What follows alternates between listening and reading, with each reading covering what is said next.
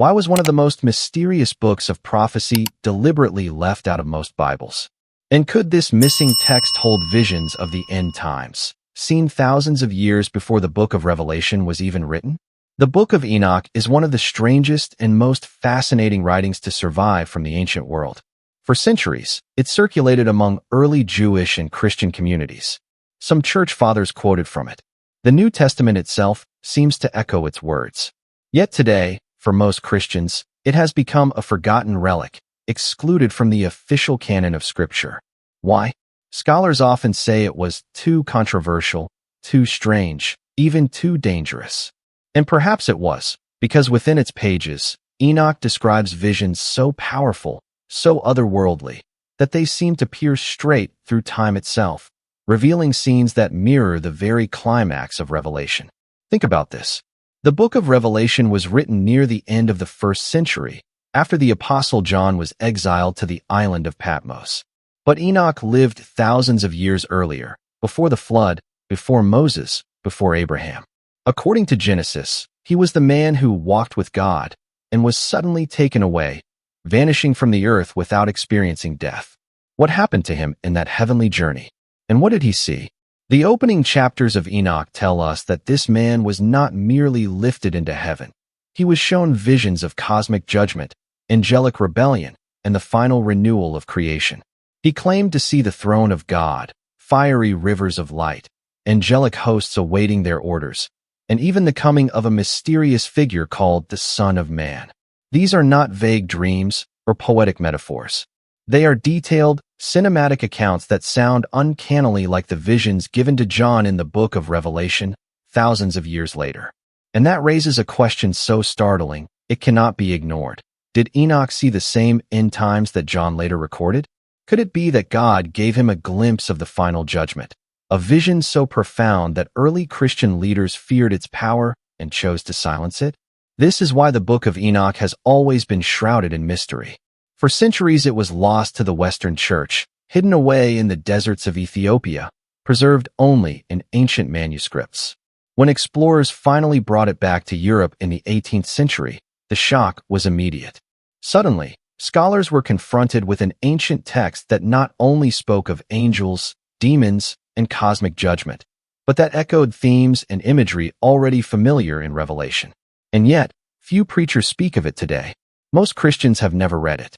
For many, even mentioning it feels forbidden, as if crossing in a territory that is too mysterious, too unsettling, too close to secrets not meant to be revealed. But here is the truth. The Book of Enoch invites us to reconsider everything we thought we knew about prophecy. If his visions are real, then Enoch saw not only the days before the flood, but also the final days of history, the day of judgment, the binding of the fallen angels, the return of the Messiah, and the creation of a new heaven and earth. And that is where our journey begins.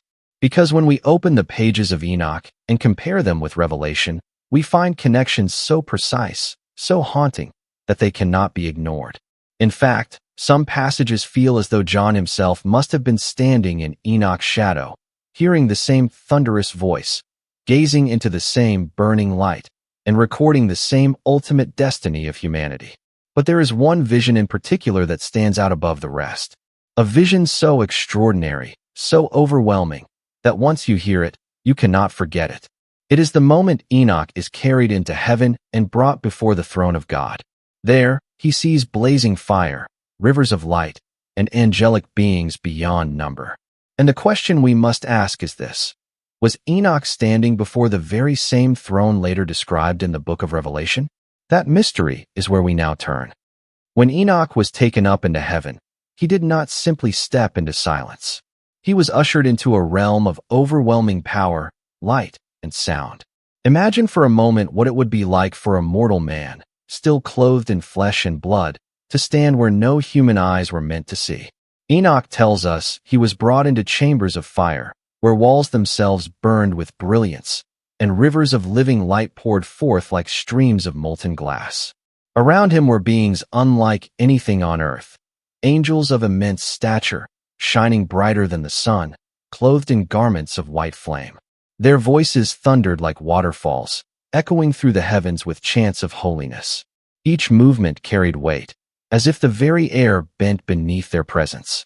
Enoch was terrified, yet he was compelled forward, as if drawn into the heart of creation itself. At last, he came to the throne, and what he describes is nothing less than breathtaking. He saw the great glory seated upon a throne of crystal, surrounded by fire and radiant light. Streams of flame poured forth beneath it, and wheels of fire revolved in constant motion. From this throne, light expanded in every direction, illuminating endless ranks of angels who stood in reverent silence. And above the throne was one whose appearance no language can fully contain, the Ancient of Days, the Lord of Hosts, the Eternal King. Now pause for a moment, because centuries later, the Apostle John, exiled on the island of Patmos, wrote down a vision that seems to echo this scene almost word for word.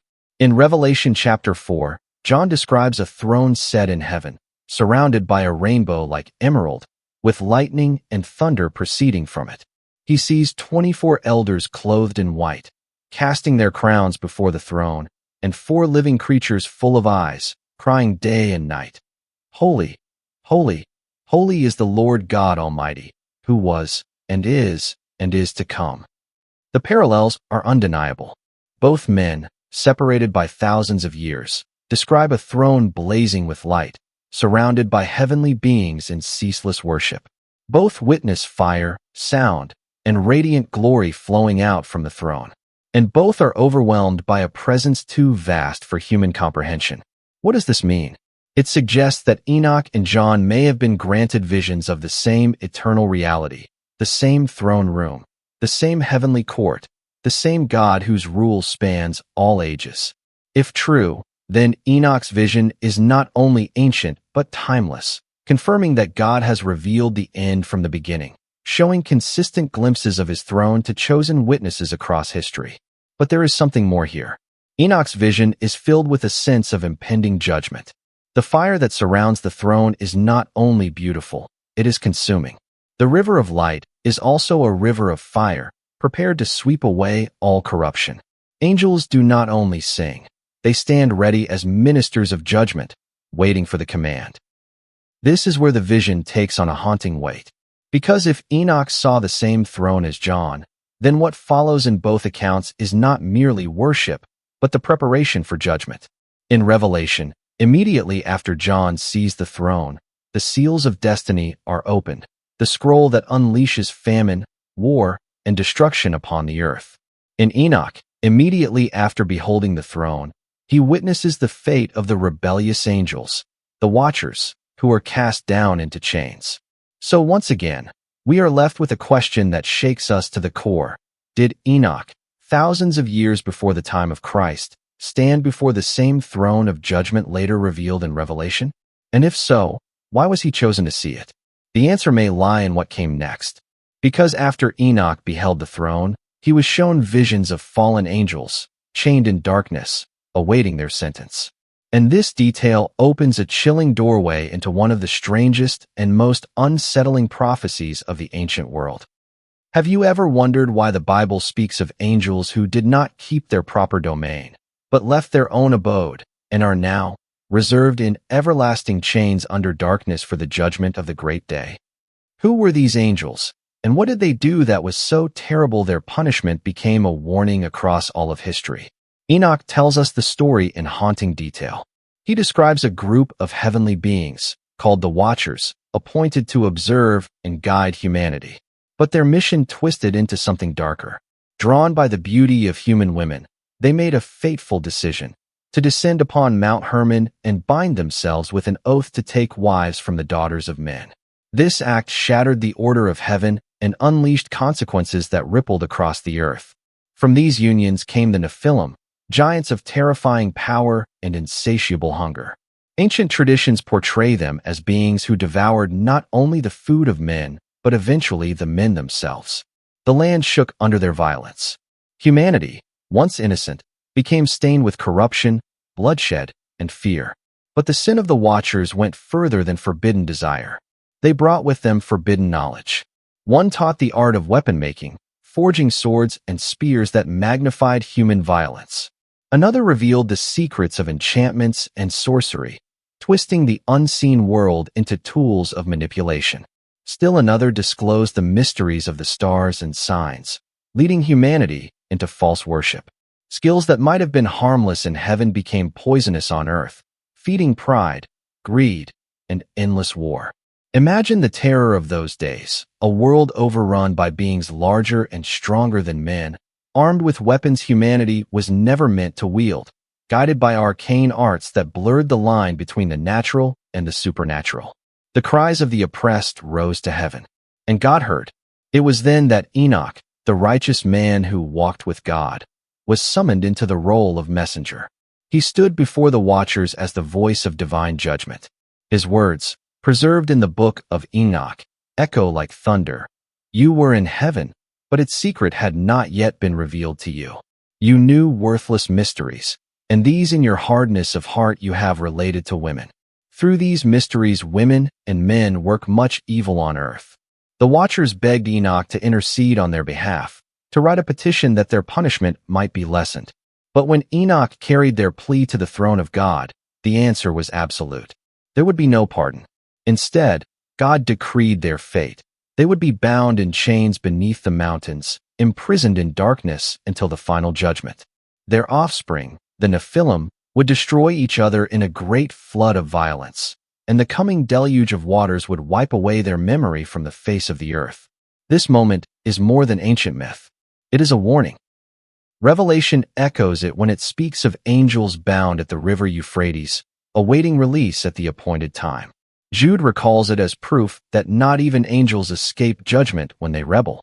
And Peter points to it as evidence that if God did not spare them, he will not overlook wickedness in the end. For us, the story of the Watchers is unsettling because it blurs the lines between heaven and earth, between the spiritual and the physical. It forces us to ask, what happens when divine order is broken? When boundaries are crossed? When secret knowledge is abused? In our own age, filled with technological wonders and scientific power, the temptation to play God remains as strong as ever. Are we repeating the mistakes of the Watchers, reaching for what is forbidden without wisdom to wield it? But there is one detail that has puzzled scholars for centuries. If the Watchers were bound in chains, why does the New Testament still speak of spiritual forces, rulers of darkness, and principalities at work in our world today? Were all the rebels imprisoned, or do some still walk among us, hidden in plain sight? Why was a mortal man allowed to walk where even angels trembled to stand? The Book of Enoch records a journey so staggering, so otherworldly, that it feels more like stepping into a living dream than reading a text. Enoch is taken into the very architecture of heaven itself, and what he sees reshapes our understanding of both Genesis and Revelation. Imagine being lifted from the dust of earth, carried by radiant beings, and set before walls of crystal that shine brighter than the sun. Enoch describes passing through layers of heaven, each one unfolding like a cosmic curtain. There were blazing rivers of fire, coursing with light, and choirs of angels so vast that their songs seemed to hold the universe together. He speaks of palaces made of ice, tongues of flame that never consumed, and a throne so high that no language could capture its majesty. The images are dizzying, overwhelming, designed to leave us trembling with the same awe that must have filled Enoch's heart. What makes this even more astonishing is how close these descriptions are to John's revelation. John writes of streets of gold, crystal seas, and a throne encircled by living creatures crying, "Holy, holy, holy." Enoch, thousands of years earlier, speaks of fiery wheels beneath the throne, rivers of light, and angelic beings who never ceased their worship. Two men, separated by ages, glimpsed the same reality. What does that tell us? That heaven has always been consistent, unchanging, and terrifyingly holy. But Enoch's journey was not just a sightseeing tour of heaven's beauty. He was shown the secrets of creation itself, the movements of the stars, the chambers of the winds, the boundaries of the oceans. He writes of seeing storehouses of snow and hail, of cosmic gates through which the sun and moon entered their appointed paths. It sounds poetic, but beneath the imagery lies a profound claim. The universe is ordered, deliberate, governed not by chaos but by divine command. And yet, even in this order, Enoch is warned of a coming disruption. He is told that one day the stars will be shaken, that the heavenly lights will falter, that creation itself will groan under judgment. This echoes Revelation's chilling prophecy. The sun turned to darkness, the stars falling from the sky, the heavens rolled back like a scroll. Two visions, one ancient and one apocalyptic, converge on the same truth, that the cosmos itself will testify to the end of days. Now, pause for a moment. Why would God reveal these cosmic secrets to Enoch? Why entrust a human with knowledge so vast that even angels guarded it with reverence? Some scholars suggest it was because Enoch represented humanity's potential to walk with God so closely that heaven itself opened before him. Others believe the vision was a warning, preserved across time so that future generations could not claim ignorance. Whatever the reason, the effect is undeniable. We are forced to reckon with a universe that is not only physical but profoundly spiritual, alive with meaning and judgment. Enoch also saw the angels in their ranks, multitudes upon multitudes, arranged in fiery order. He describes cherubim, seraphim, and beings whose very presence radiated terror and beauty. They were not soft, decorative figures from stained glass windows. They were living flames, servants of the Most High, guardians of mysteries. Their voices thundered like waterfalls. Their movements shook the foundations of heaven. Does this remind you of Revelation? John also falls on his face as angelic choirs roar, their songs like the sound of many waters. These parallels are not coincidence. They are threads woven through Scripture, binding Enoch's vision to John's revelation of the Lamb. And yet, within all this grandeur, Enoch is given a chilling insight. Hidden books, sealed knowledge, mysteries of time itself. He sees that history is divided into epochs, each one leading inexorably toward a final judgment. Even the stars, he is told, have their appointed times and will one day answer for their disobedience. It is here that we sense the tension, the beauty of creation contrasted with its eventual collapse, the glory of heaven set against the terror of divine wrath. And then comes the haunting question, why was Enoch shown these secrets? Was it so he could comfort us, or so he could warn us?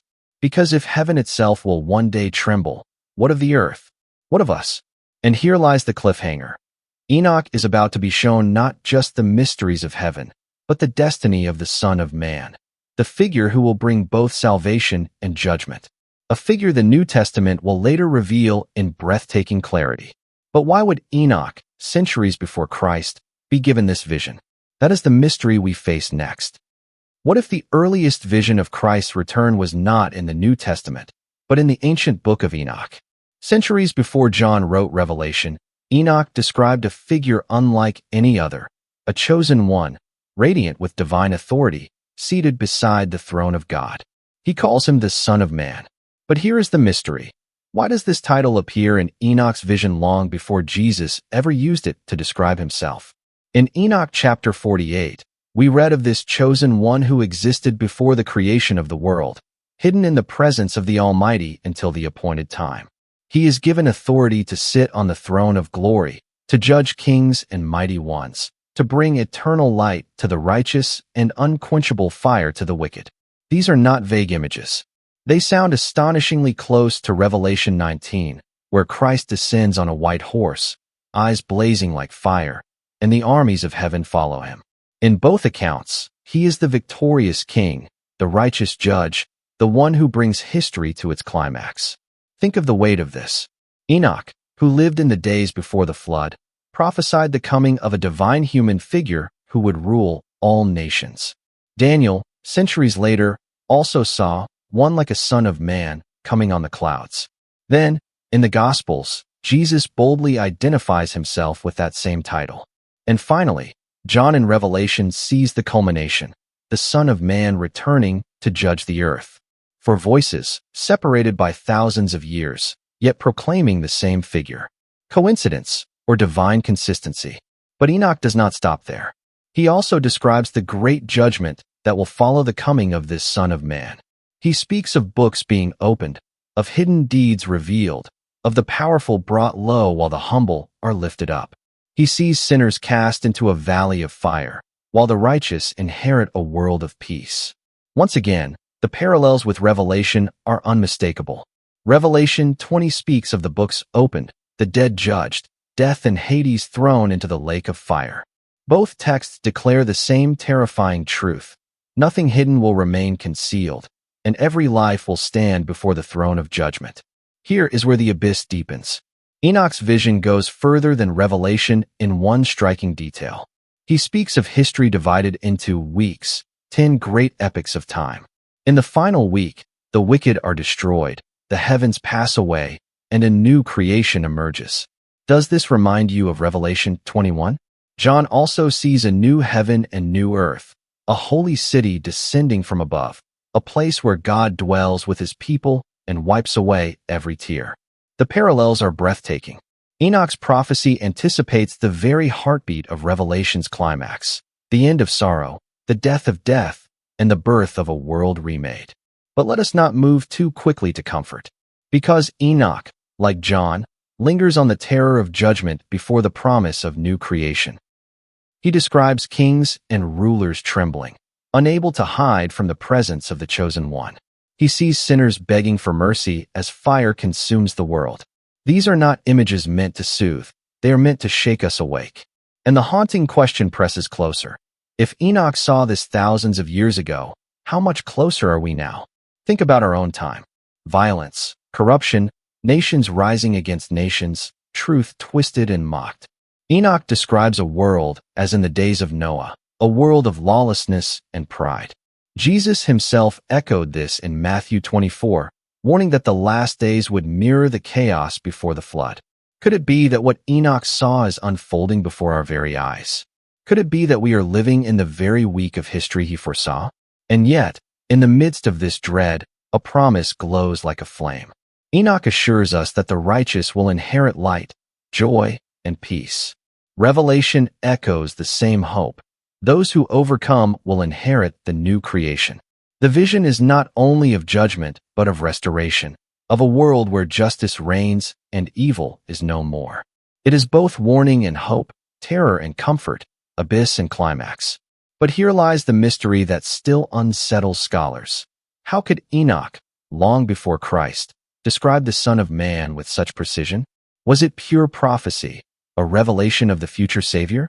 Or was it knowledge passed down through hidden traditions, fragments of an ancient truth nearly lost? Whatever the answer, the effect is the same. We are confronted with a vision of the end that refuses to be ignored. And now we come to the final step. For Enoch not only foresaw the Son of Man and the judgment, but he also hinted at signs, clues, that would mark the generation of the end.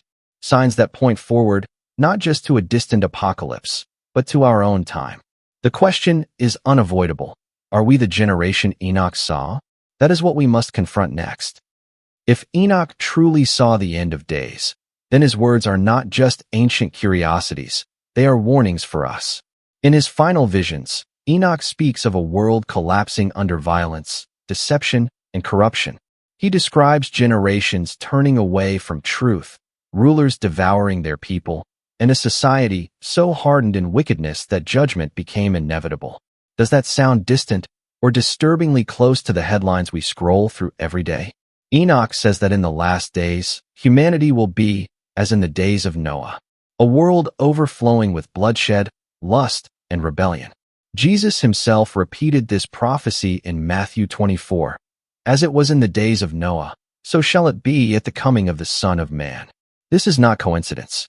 It is a deliberate echo across millennia, a divine pattern meant to make us recognize the signs when they arrive.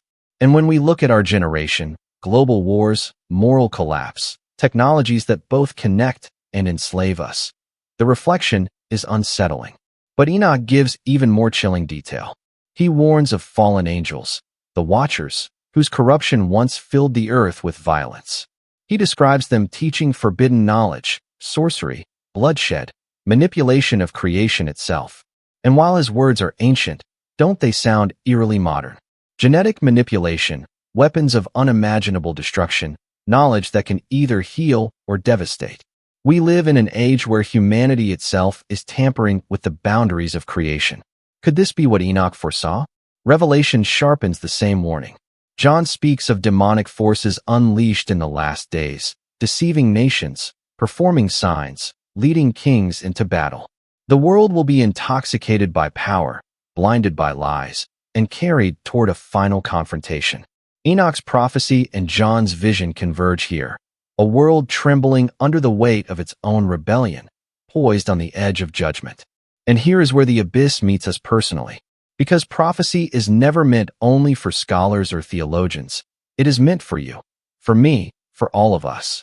The question presses, if Enoch saw the days of Noah returning, if Jesus confirmed it, if Revelation describes it in terrifying clarity, then what does it mean for our generation? Are we witnesses of the final chapter, or merely another shadow in the long story of human corruption? Consider this. Never before in history has humanity had the power to destroy itself on a global scale. Never before have the foundations of morality been so universally shaken. Never before has knowledge increased so rapidly, while wisdom seems to vanish. Daniel 12 verse 4 prophesied that in the last days many shall run to and fro, and knowledge shall increase. Enoch echoes the same trajectory, a world racing forward, but rushing headlong into judgment. And yet, Enoch's vision does not end in despair. He sees the coming of the chosen one, the Son of Man, who will deliver justice and establish peace. He sees a world remade, sorrow erased, light triumphant over darkness. Revelation confirms this hope, a new heaven and a new earth, where death itself is destroyed and God dwells with his people forever. For the faithful, the end is not destruction but renewal. For those who cling to the Son of Man, the story does not end in ashes but in glory. So where does this leave us? With a choice: to dismiss Enoch's visions as ancient myths, or to see them as a mirror held before our generation, to shrug at the signs, or to prepare our hearts for what may come. The Book of Enoch does not demand that we predict dates or map every symbol. It demands that we awaken, that we recognize the seriousness of the times, the urgency of faith, and the reality of judgment. And now, a question for you. Do you believe Enoch was warning us about our own generation? Do you see his visions echoing in today's world? Share your thoughts below, because the discussion matters more than ever. This is not the end of the journey. The mysteries of Enoch run deeper still. Secrets about angels, hidden realms, and a war in heaven that Revelation also unveils. If you want to continue this exploration, watch the next video in this series, where we uncover those forgotten battles and what they mean for the end of time. Because if Enoch truly saw the end, then his message is clear. The future is already written, and the signs are already here.